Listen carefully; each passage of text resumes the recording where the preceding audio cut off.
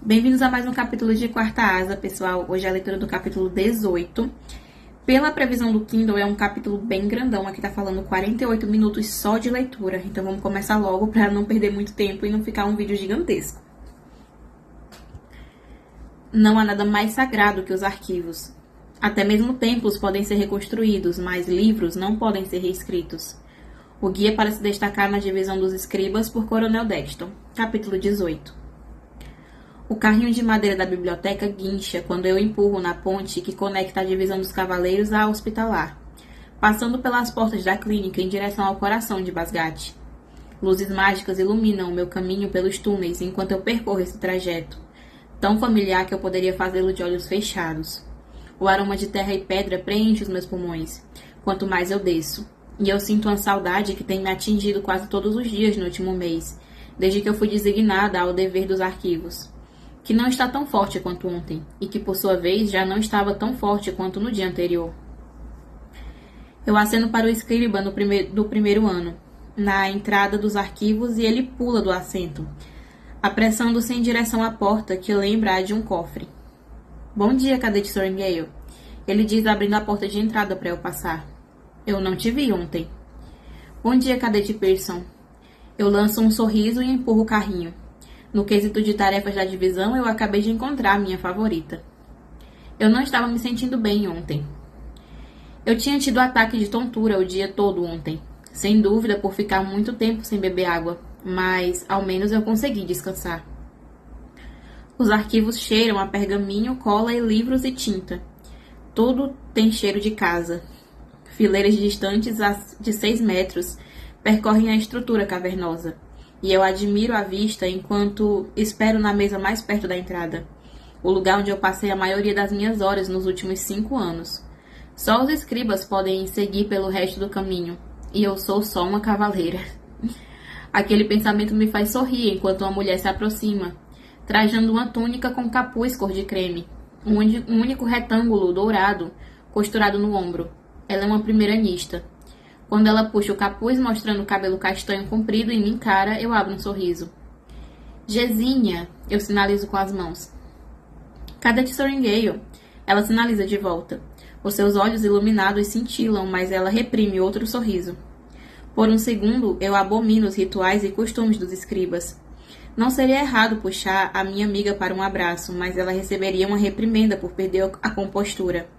Afinal, como poderíamos saber se os escribas são ávidos e dedicados ao próprio trabalho se abrissem um sorriso? É muito bom te ver, eu sinalizo e não paro de sorrir. Sabia que você ia passar no teste. Eu só passei porque eu estudei com você no último ano. Ela gesticula de volta, pressionando os lábios com força para não se curvarem. E então o rosto dela fica sério. Eu fiquei horrorizada ao descobrir que você foi forçada a ir para a divisão dos cavaleiros. Você tá bem? Sim, eu garanto. Então paro para vasculhar minha memória até me lembrar do sinal correto para se referir à união com um dragão. Eu me uni a um dragão e meus sentimentos são complicados, mas eu penso na sensação de voar nas costas de Tai. Os encorajamentos gentis de Andarna para continuar quando eu achei que os meus músculos iam ceder durante as sessões de treinamento com Imogen. O meu relacionamento com os meus amigos. E eu percebo que eu não posso negar a verdade. Eu estou feliz. E o Den ficava o tempo todo, volta pros escribas, volta pros escribas. Ai. Ela arregala os olhos.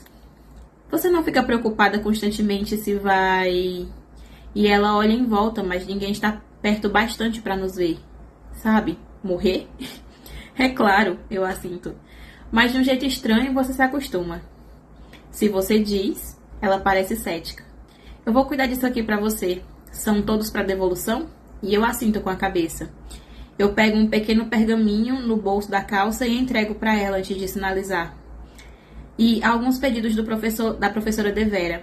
A cavaleira que toma conta das nossas pequenas bibliotecas mandou uma lista de pedidos e devolução todas as noites. E eu procuro e levo pra ela tudo antes do café da manhã. Provavelmente é por isso que o meu estômago está roncando.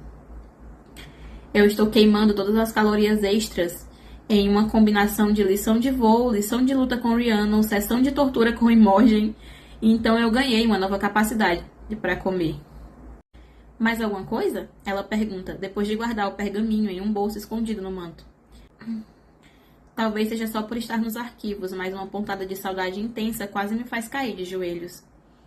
Alguma chance de vocês terem uma cópia de As Fábulas dos Ermos? A Mira estava certa. Eu não precisava trazer o livro de fábulas comigo, mas seria bom passar uma noite aconchegada com histórias familiares. E Gesinha franze a testa. Eu não conheço esse texto. Eu pisco confusa. Não é para acadêmicos nem nada, é só uma coleção de histórias folclóricas que meu pai compartilhava comigo. Meio sombrias, para falar a verdade, mas eu amava. Eu penso por um instante. Não existe nenhum sinal de wyvern ou venin, então eu faço com os lábios com cuidado. Letra por letra. Wyvern, venin, magia, batalha entre o bem e o mal, sabe? Só coisas boas. Eu abro um sorrisinho. Se alguém entende meu amor por livros, essa pessoa é Gesinha. Eu nunca ouvi falar, mas eu vou procurar enquanto eu pego esse aqui. Obrigada. Eu vou ficar muito feliz se você encontrar. Agora que vou ser eu a canalizar magia, eu queria aproveitar para ler alguns contos e saber o que acontece com os humanos que profanam o poder se canalizado em benefício próprio.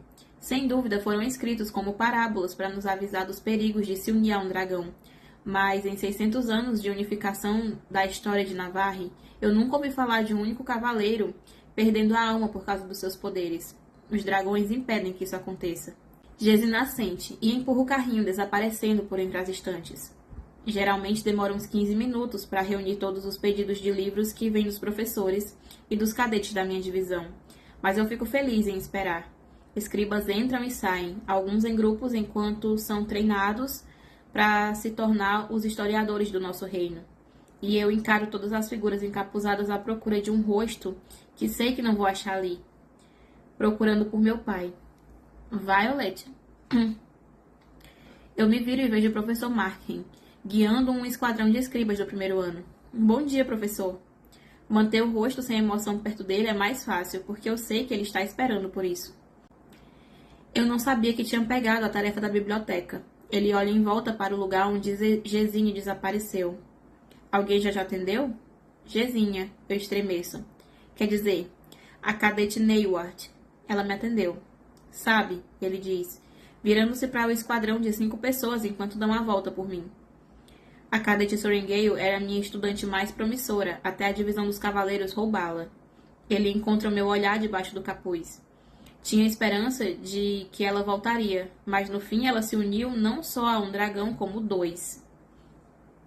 Uma garota à direita a arfa e então cobre a boca e murmura um pedido de desculpas.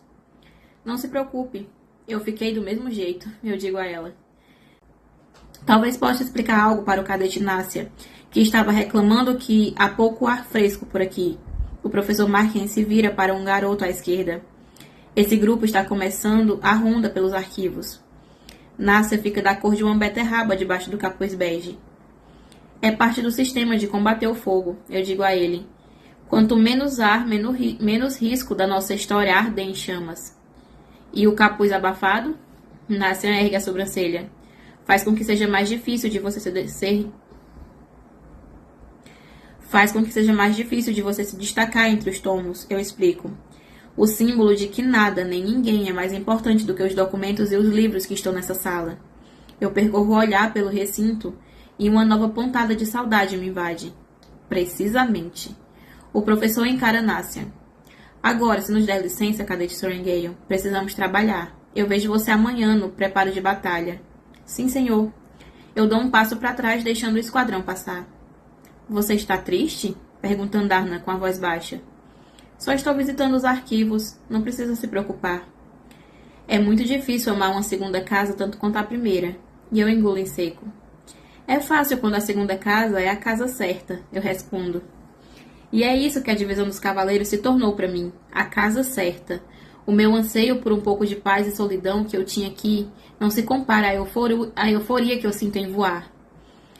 Gesinha reaparece com o carrinho lotado pelos livros, solicitados e as cartas para os professores da minha divisão, e ela sinaliza.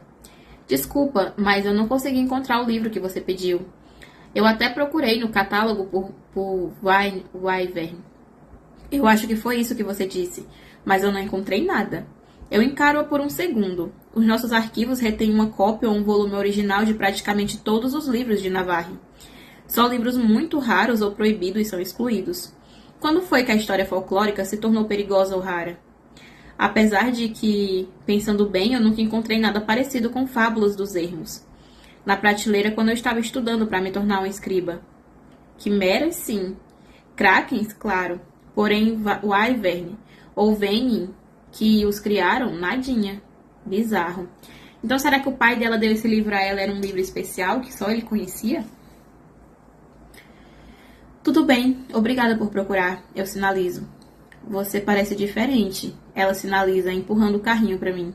Eu arregalo os olhos. Não de um jeito ruim, só diferente. O seu rosto está mais magro e até a sua postura. Ela balança a cabeça. Eu estou treinando. Eu paro com as mãos penduradas ao lado do corpo enquanto penso na resposta que quero dar a ela. É difícil, mas é bom. Eu estou ficando mais rápida no tatame. Tatame? Ela franze a testa. De luta. Certo. Eu esqueci que vocês também brigam entre si. Os olhos dela estão cheios de empatia. Eu estou bem mesmo. Eu prometo, deixando de lado todas as vezes que eu vi Oren segurar uma adaga na minha presença, ou a forma como Jack rosna na minha direção. E você? Isso aqui é tudo que você queria? Tudo e ainda mais. Tão mais. A responsabilidade que temos não é só registrar a história, mas de mandar informações para a fonte, para o fronte. É mais do que eu poderia imaginar. É muito gratificante. Ela pressiona os lábios de novo. Que bom, eu fico feliz por você. E eu falo muito sério. Mas eu me preocupo com você. Ela prende o fôlego. O aumento dos ataques na fronteira. A preocupação que demonstra franze as linhas da sua testa. Eu sei. Eu ouvi falar disso em preparo de batalha. É sempre a mesma coisa. As égides falhando, vilarejos sendo pilhados nas montanhas e mais cavaleiros mortos. O meu coração se parte cada vez que recebemos um relatório. E uma parte de mim se fecha a cada ataque que preciso analisar. E o Den? Ela pergunta enquanto caminhamos até a porta. Você o encontrou? E o meu sorriso desaparece. Isso é história para outro dia. E ela suspira. Eu vou tentar cobrir esse horário sempre para poder ver vocês de novo. Vai ser ótimo. Eu me impeço de puxá-la para um abraço e atravesso a porta que ela abre. Quando finalmente devolvo o carrinho para a biblioteca e passo pela fila do refeitório, o horário de refeição quase terminou, o que significa que eu corro para enfiar comida na boca o mais rápido que eu consigo, enquanto os membros do nosso esquadrão original conversam entre si. Os novatos, 2 alunos do primeiro ano e 2 do segundo ano, que nós recebemos quando o terceiro esquadrão foi dissolvido, estão em outra mesa. Eles se recusam a se sentar com qualquer pessoa que tenha uma relíquia de rebelião. Enfim, fodam-se eles. Foi a coisa mais legal do mundo, fala Rydok. Num piscar de olhos ele estava lutando contra aquele terceiranista da espada e aí Sawyer... Você poderia deixar ele contar a história, comenta Rhiannon, revirando os olhos. Não, obrigado, rebate Sawyer, balançando a cabeça e encarando o garfo com uma dose saudável de medo. Rydok sorri, contando a história em toda a sua glória. E aí, de repente, a espada virou na mão de Sawyer e curvou na direção do terceiranista, mesmo quando Sawyer já tinha errado muito o alvo. Ele dá um sorriso amarelo para o outro. Desculpa, cara, você errou mesmo. Se a sua espada não tivesse resolvido entortar direto no braço daquele cara... Você é um metalúrgico? Queen ergue as sobrancelhas. Sério? Caramba, Sawyer consegue manipular metal.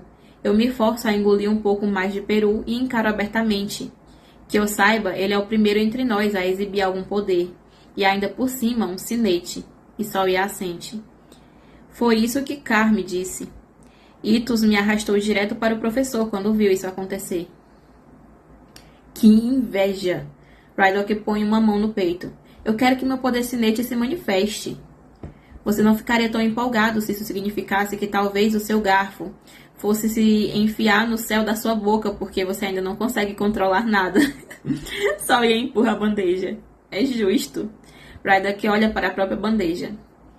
Você vai manifestar quando seu dragão estiver pronto para confiar todo o seu poder a você, fala Queen. E então ela termina de beber água. Só torçam para os seus dragões confiarem em vocês antes dos 6 meses e... Ela simula o som de uma explosão, imitando o movimento com as mãos. Pare de assustar as crianças, fala Imogen. Isso não acontece há... Ela para e pensa. Faz umas décadas. Quando nós a encaramos, ela revira os olhos. Olha, a relíquia que os dragões transferiram na ceifa conduz toda a magia pelo corpo de vocês. Se não manifestarem um sinete e liberarem o poder, depois de uns meses coisas ruins começam a acontecer. E ficamos todos boquiabertos. Então, a magia tá ficando presa naquele desenho, na tatuagem. E se o Tarn é o dragão mais poderoso de todos, ele é muito forte, significa que a magia dele tá fluindo aí pra Violet e ela não tá usando, então vai explodir no corpo dela? Gente do céu.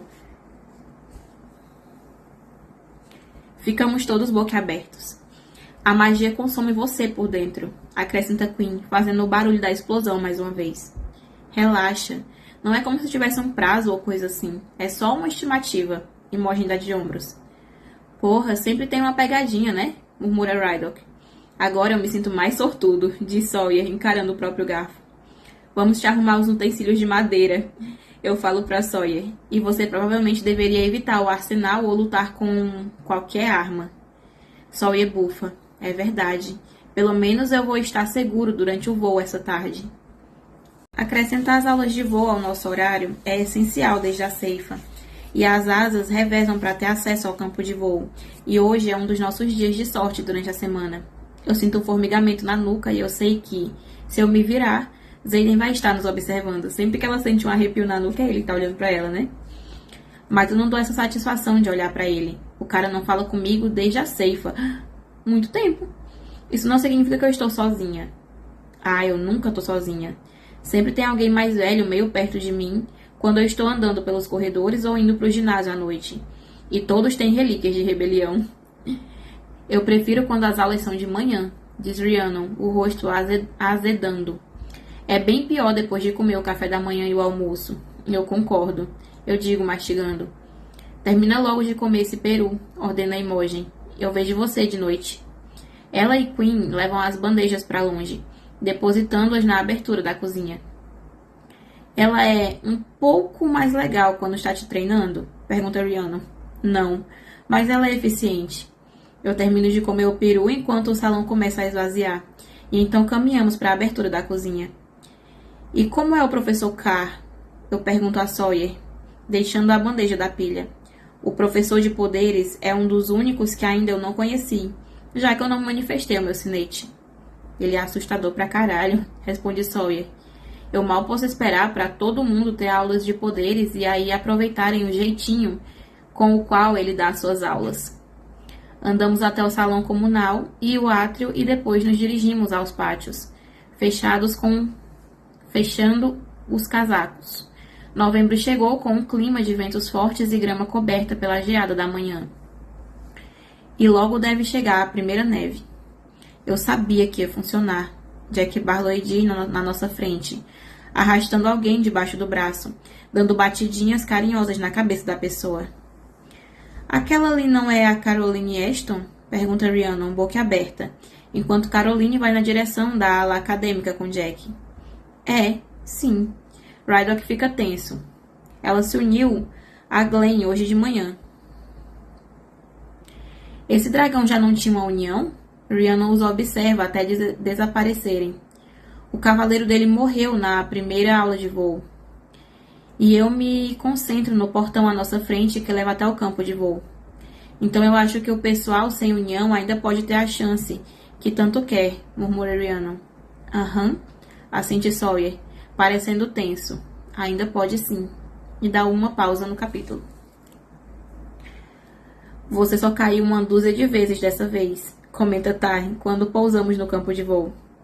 Eu não sei dizer se isso é um elogio ou não. Eu respiro fundo e tento acalmar o meu coração. É você que sabe.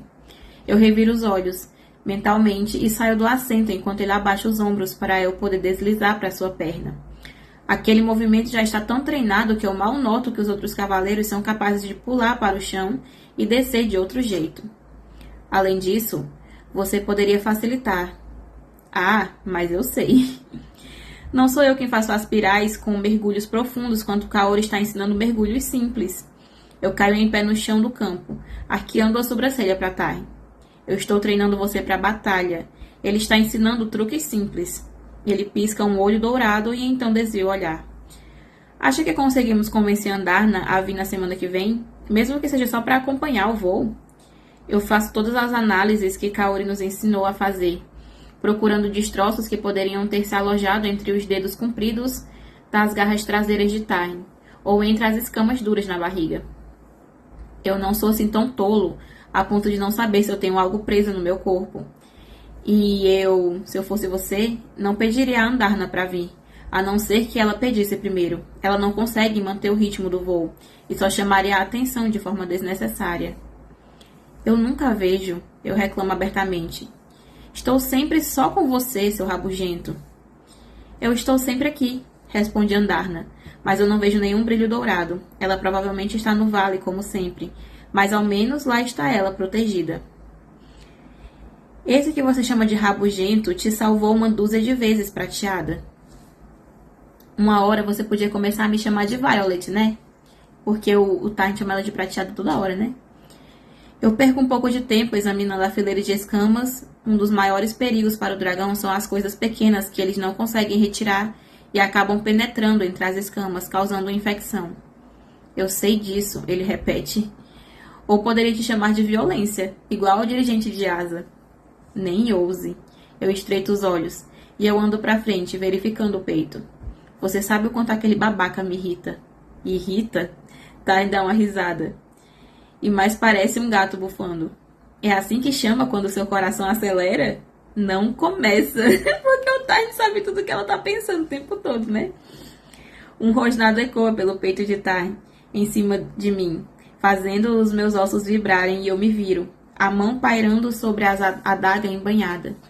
E vejo o Den se aproximando. É só o Den. Eu saio debaixo das pernas de Taryn quando o Den para a 3 metros de distância. A raiva não lhe cai bem. Ele rosna outra vez, um sopro de fumaça atingindo a minha nuca. Relaxa, eu respondo, olhando por cima do ombro e levantando as sobrancelhas. Os olhos dourados de Taryn se estreitam para encarar Den, e os dentes estão arreganhados, saliva escorrendo quando outro rosnado ressoa. Você é um horror, pare com isso.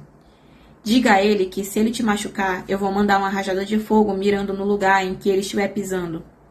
Puta que pariu, Taryn. Eu reviro os olhos e eu ando até Den, que está com a mandíbula cerrada, mas os olhos arregalados em apreensão. Avise a ele, ou eu vou avisar a Kef.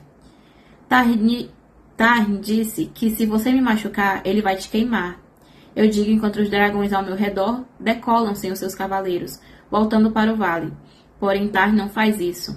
Não, ele ainda está parado atrás de mim, feito um pai superprotetor. Eu não vou te machucar, reclama Den.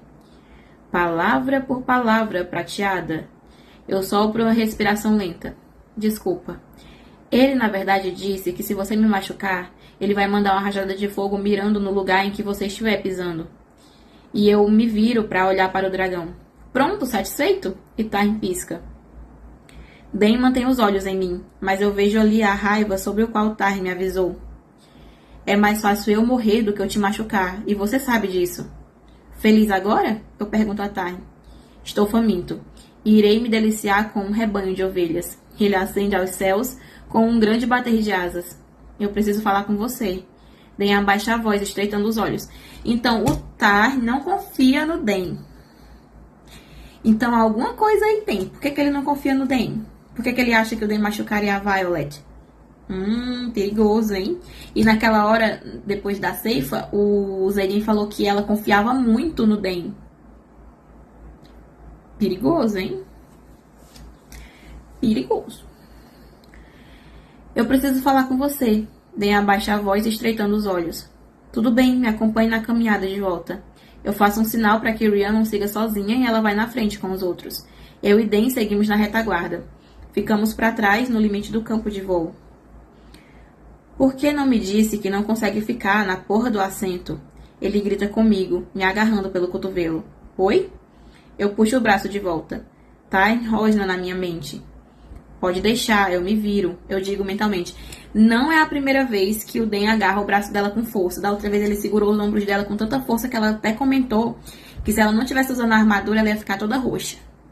Ele é um pouco violento. Não gosto, não. Esse tempo todo eu deixei Kaori te ensinar, pensando que estava tudo sob controle. Afinal, se a cavaleira do dragão mais forte da divisão não consegue ficar no assento, todo mundo saberia disso. Ele passa a mão pelo cabelo. Eu saberia se a minha melhor amiga estivesse caindo todo dia, em que ela voa. Não é segredo nenhum. Eu sinto a raiva borbulhar nas veias. Todo mundo na nossa asa já sabe. Desculpe se você não está prestando atenção no seu esquadrão, mas pode confiar em mim, Den. Todo mundo já sabe. Eu não vou ficar aqui parado enquanto você me passa um sermão como se eu fosse uma criança. Eu me afasto, os meus passos se apressando para alcançar os outros membros da minha asa. Você não me contou, ele diz, a raiva na voz se transformando em mágoa, quando ele me alcança, facilmente acompanhando o meu ritmo. Isso não é um problema. Eu balanço a cabeça. Tarn pode me manter magicamente no assento se precisar. Sou eu que estou pedindo para ele liberar a contenção. Eu pensaria 2 vezes antes de questionar o dragão. Ele é mais do tipo que lança fogo primeiro e pergunta depois. É um problema enorme, porque ele não pode canalizar todos os poderes dele? Eu pergunto enquanto saímos do campo, andando na direção dos degraus que descem ao lado da armadilha. Eu sei disso. Por que você acha que eu estou pedindo para ele me soltar? A frustração é um sentimento vivo dentro de mim, consumindo todos os meus pensamentos racionais que eu talvez tivesse. Já faz 1 mês que você está voando e ainda cai. A voz dele me segue pelas escadas. Metade da asa também, Den. Mas não tantas vezes, rebate ele. Ele segue meus calcanhares enquanto me apresso na direção do caminho que leva de volta para a cidadela, esmagando o cascalho sobre as botas. Eu só quero ajudar, Vi. Como eu posso ajudar? Eu suspiro ao ouvir o tom de súplica. Eu sempre esqueço que ele é o meu melhor amigo. Dá pra esquecer, né? Com certeza. E ficar assistindo enquanto eu arrisco a minha vida todos os dias. Eu não sei como me sentiria se estivesse em posições trocadas. Provavelmente tão preocupada quanto ele. Então eu tento acalmar o ânimo dizendo: você devia ter me visto mês passado, quando eram 30 vezes. 30? A voz dele sobe um tom. Eu paro no túnel, lançando um sorriso na direção de Den. Fica pior quando a gente diz em voz alta, Den, eu juro. Você pode ao menos me dizer qual parte do voo te deixa com problemas? Por favor, deixa eu te ajudar. Você quer uma lista dos meus defeitos? Eu reviro os olhos. As minhas coxas são fracas, mas eu estou ganhando músculos. As minhas mãos não conseguem se segurar no pomo, mas estão ficando mais fortes. Eu precisei de semanas para os bíceps sararem, então também estou treinando isso. Não precisa se preocupar com isso, Den. Imogen está me treinando. Porque Ryerson pediu, palpita ele, cruzando os braços. Provavelmente. Isso importa? Importa, porque ele não está interessado no seu bem-estar. Ele balança a cabeça, parecendo mais do que nunca um estranho. Primeiro, ele faz vista grossa quando você quebrou as regras ao subir a armadilha. É claro que Ember ficou 1 hora insistindo sobre como você agiu de forma desonrosa. Desonrosa? Foda-se. E você aceitou o que ela tinha para dizer? Sem nem me perguntar o que aconteceu? Ela é uma dirigente de asa, Vi. Eu não vou questionar a integridade dela. Mas ele tá questionando a integridade do Xaden? Ah, não. O Den é muito hipócrita. Ele é muito hipócrita. Cada vez mais eu detesto mais ele. Desculpa quem gosta, mas não dá, não. Eu me defendi usando o Codex e Ryerson aceitou. Ele também é um dirigente de asa. Tá, você conseguiu subir. Não me leva a mal.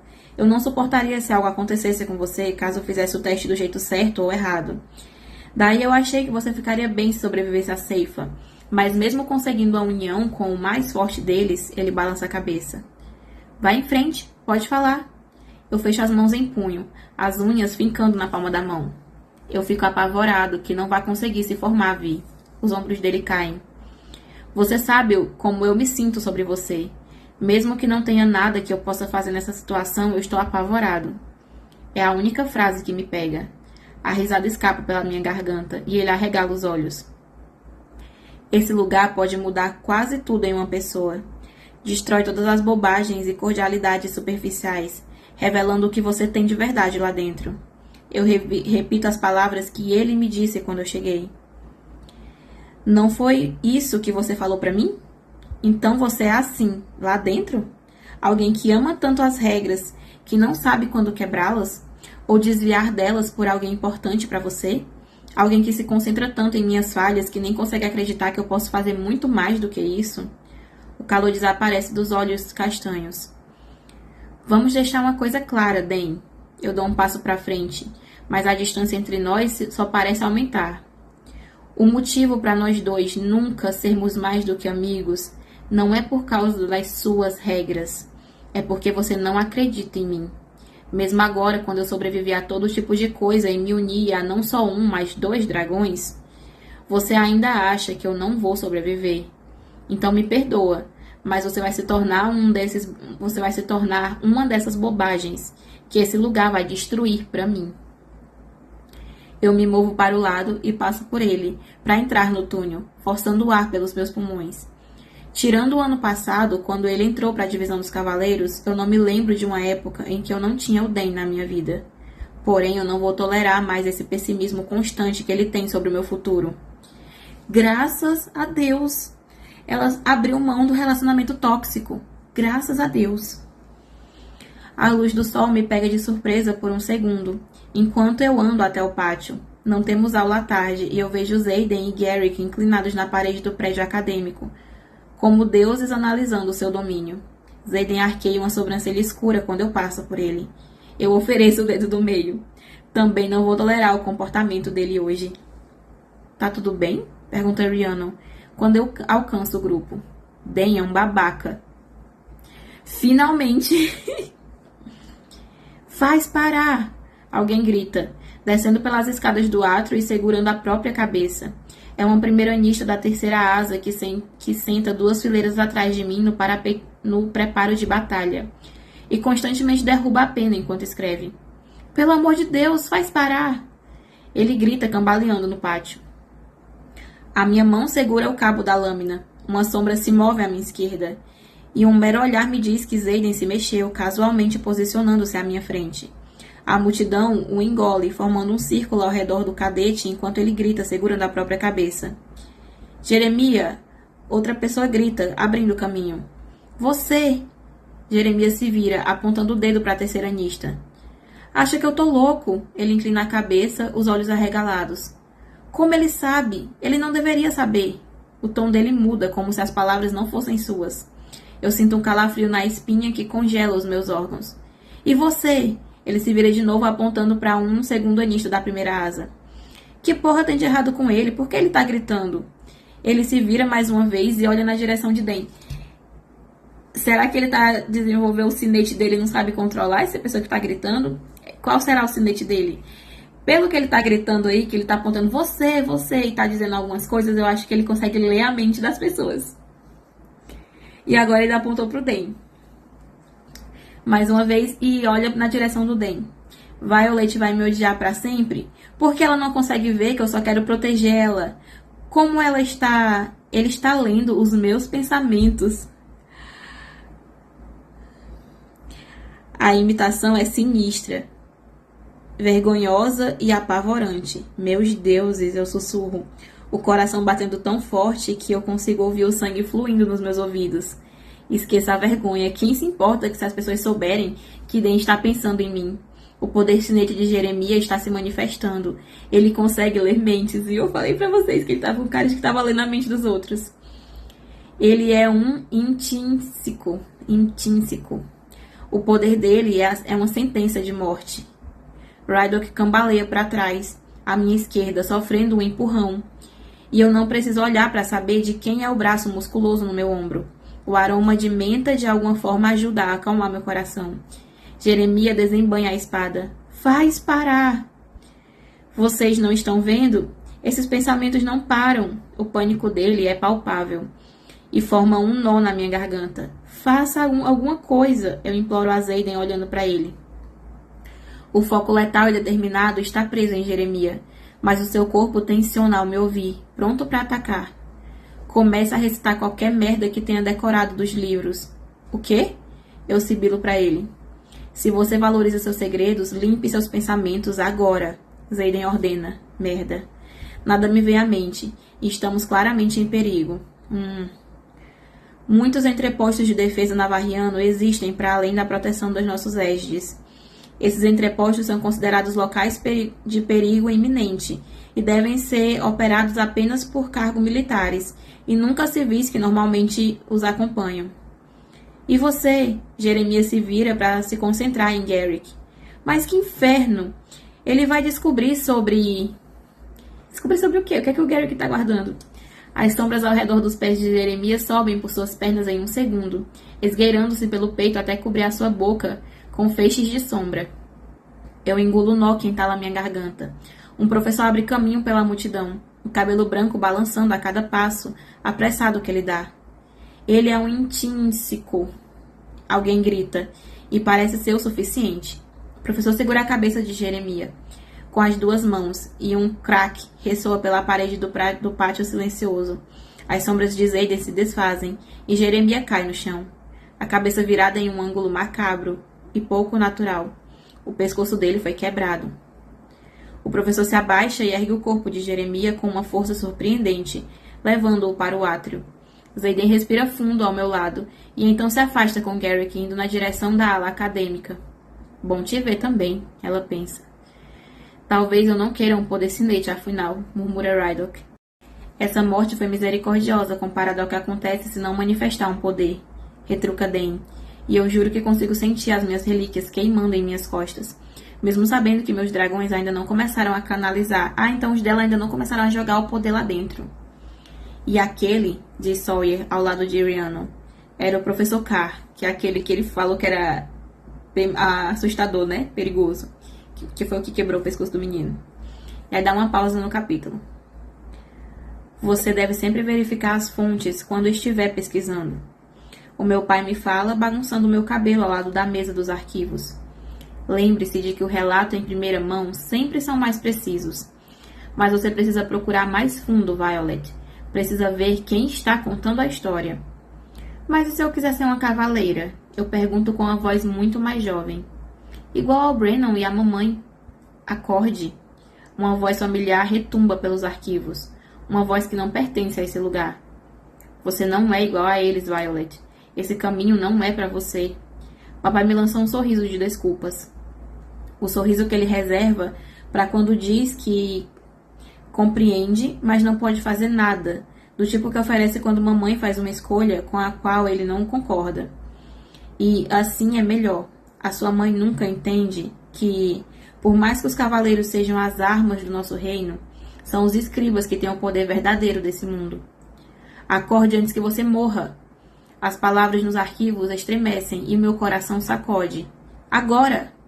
Eu abro os olhos e arfo quando o sonho se desintegra. Eu não estou nos arquivos. Eu estou no meu quarto na divisão dos... Mexa-se! Berra Taryn. Porra! Ela acordou. O luar reflete uma espada que corta o ar acima de mim. Puta merda. Eu rolo para o outro lado da cama, mas não rápido bastante, e a lâmina esmaga a lateral das minhas costas, com tanta força que nem os meus pesados cobertores de inverno podem diminuir. A adrenalina esconde a dor enquanto a espada voa para trás, sem conseguir rachar as escamas de dragão. Eu caio de joelhos no chão e enfio as mãos embaixo do travesseiro, pegando duas adagas enquanto eu me desfaço das cobertas e fico de pé. Como caralhos esses merdas conseguiram destrancar a minha porta? Tirando meu cabelo solto do rosto, eu encontro os olhos chocados de um primeiro-anista que não se uniu a nenhum dragão. Mas ele não é o único. 7 outros cadetes estão no meu quarto. 4 são homens que não se uniram. 3 são garotas que não se uniram. E eu fico chocada ao reconhecer uma delas. Mas então sobram 2, quando ela corre até a porta e fecha ao sair. Ela abriu a porta. Essa deve ser a explicação. Todos os outros estão armados, todos determinados a me matar. Todos estão parados entre mim e a minha porta destrancada. As minhas mãos se fecham no cabo da adaga e meu coração acelera. Eu acho que não vai adiantar muito eu pedir para vocês irem embora, né? Eu vou precisar lutar para sair daqui. Não fique perto da parede ou eles vão te encurralar. É a voz na cabeça dela, né, do Taryn? É um bom conselho, mas eu não tenho lugar para ir nesse quarto minúsculo. Droga, eu avisei que a armadura dela é impenetrável. Sibila Oren do outro lado do quarto, bloqueando a minha saída. Escroto do caralho. Eu deveria ter te matado na ceifa, eu digo. A minha porta está fechada, mas certamente alguém vai ouvir se eu gritar. Uma mulher avança sobre mim ao atacar, subindo em cima da minha cama, e eu desvio, deslizando pelo painel gelado da janela. A janela, ela pensa. Alto demais. Você vai cair na ravina e eu não consigo chegar aí tão rápido. A voz do Ty na cabeça dela, né? Nada de janela, entendi. Outra mulher atira uma faca, fincando a manga da minha camisola no armário, mas não acerta a carne. Eu me viro rasgando a manga e deixando-a para trás. E eu jogo uma adaga enquanto eu contorno a cama. Acerto o ombro dela, o meu alvo favorito. E ela cai com um grito, segurando a ferida. O resto das minhas armas está guardado perto da porta. Merda, merda, merda. Não jogue mais nada. Fique com as armas na mão. Para alguém que não pode ajudar, Taryn parece não ver problema nenhum em dar palpite. Precisam acertar a garganta dela, grita Oren. Eu mesmo faço isso. Eu passo a lâmina para a mão direita e bloqueio um ataque vindo da esquerda, que corta o braço da mulher que me ataca. E então outro ataque vindo da direita. Esfaqueando a coxa do outro homem, eu chuto com o calcanhar e acerto o estômago de outro quando ele ataca, jogando-o na minha cama, a espada caindo atrás dele. Agora, porém, eu estou presa entre a escrivaninha e o armário. Eles são muitos, e todos me atacam ao mesmo tempo. Alguém chuta minha adaga para longe da minha mão, com uma facilidade estonteante, e o meu coração estremece quando Oren me segura pelo pescoço, puxando-me na direção dele. Eu chuto seus joelhos, mas os meus pés descalços não causam nenhum impacto quando ele me levanta do chão, interrompendo o fluxo de ar que entra em meus pulmões. E eu chuto o ar, tentando me segurar. Não, não, não, não, não. Eu finco as mãos nos braços dele, as unhas rompendo a pele enquanto eu me debato, arrancando sangue. Isso vai deixar cicatrizes, mas ele não me solta enquanto esmaga a minha garganta. Ah, eu estou sem ar. Ele está quase chegando, promete Taryn, parecendo em pânico. Ele quem? Eu não consigo respirar e nem pensar. Acabe com ela, grita um dos homens. Só vai nos respeitar se acabarmos com ela. Eles querem o Taryn. O rugido furioso de Taryn preenche a minha cabeça quando Oren abaixa meu corpo, virando-me para que minhas costas fiquem na direção do seu peito. Ao menos os meus pés estão no chão, mas a minha visão está turva e os meus pulmões imploram por um oxigênio que não vem. Os olhos gananciosos de uma primeiranista ensanguentada me encara. Vai logo. O seu dragão é meu, sibila Oren, na minha orelha, e tira a mão, substituindo-a por uma adaga. O ar entra nos meus pulmões enquanto o metal frio acaricia o meu pescoço. O oxigênio fluindo em meu sangue e clareando os meus pensamentos, a ponto de me fazer perceber que chegou a hora. Eu vou morrer. Um segundo antes do que eu penso que será o meu último suspiro, uma tristeza imensa preenche o meu peito. E eu não consigo não ficar pensando se eu teria conseguido. Se eu teria sido forte o bastante para me graduar. Teria me mostrado digna de Taryn e de Andarna? Teria deixado a minha mãe orgulhosa? E a ponta da faca toca a minha pele. A porta do quarto é escancarada, a madeira rachando quando bate na parede de pedra. Mas eu não tenho chance de me virar e ver quem está lá, antes de um grito invadir a minha visão. A minha visão?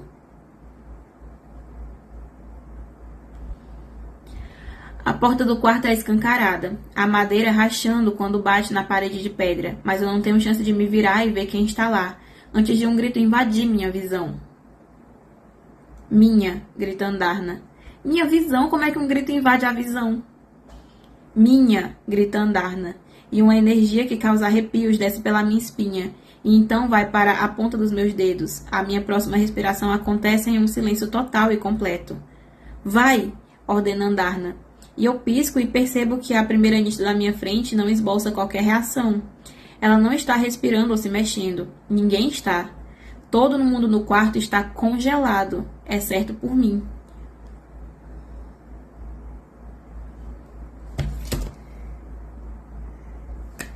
O que foi que aconteceu aqui? Não, sério. 7 pessoas invadiram o quarto dela. 4 homens, 3 mulheres. Uma pessoa do esquadrão dela abriu a porta ali, dos primeiristas de perto dela, da quarta asa, abriu a porta. Ok. Entraram, atacaram, blá, blá, blá, blá, blá. O Ty falou, ele tá chegando, provavelmente é o Zayden que ele mandou, né? E resgatar ela. A Andarna entrou na cabeça dela. Falou pra ela, vai, agora. E todo mundo ficou congelado. O que foi que aconteceu aqui? O que foi isso?